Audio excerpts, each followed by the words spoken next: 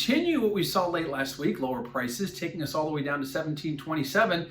Late last week, we got as high as 1750 with an actual settlement north of 1750. First time we've seen that in a long time, but unable to sustain it, and a quick reversal. So prices coming off, certainly the dollar trending lower and the Fed policy staying in play, not going in the historical relationship that we're used to with those two. Those would typically push gold prices higher. But again, elevated interest rates along with the new digital Bitcoin kind of stealing a lot of the luster.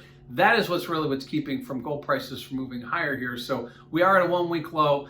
Certainly made an attempt to get north of 1750 and extend this recent rally, but unable to hold on to it. Didn't see us trade all the way back to 1700, which is what we did last time we were up there. But certainly the price pattern that we're seeing is that we get to 1750 and things start to come off. That's happened the last 2 or 3 times we've been up there. But again, down to a 1 week low in gold after recently trading north of 1750. What does that do to volatility? Well, check out that CVol index over at cmegroup.com. You'll notice that price remains very directional with volatility. As prices go up, we do see volatility nudge higher. As prices go down, we see the opposite. And that was pretty much what happened today.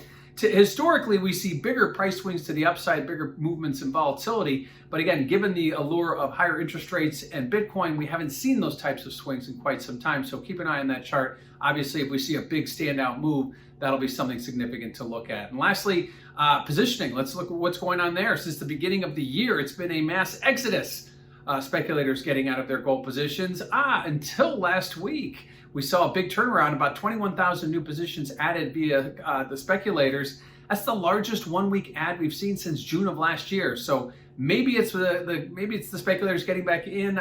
Maybe it has something else totally separately. Obviously, the price action has been very muted. When we saw a move up higher to 1750, they could have quickly turned around and got out. We won't know that until we get to next week's CFTC numbers on Friday, but certainly something to keep an eye on. Speculators typically can be the canary in the coal mine when it comes to a sharp shift movement or reversal type of movement in any underlying commodity. So gold prices, after putting in a trade north of 1750 late last week, seeing things come back down to earth, low of 1727 today. And again, those speculators added last week. It'll be interesting to see what happens shortly after with this week's price declines.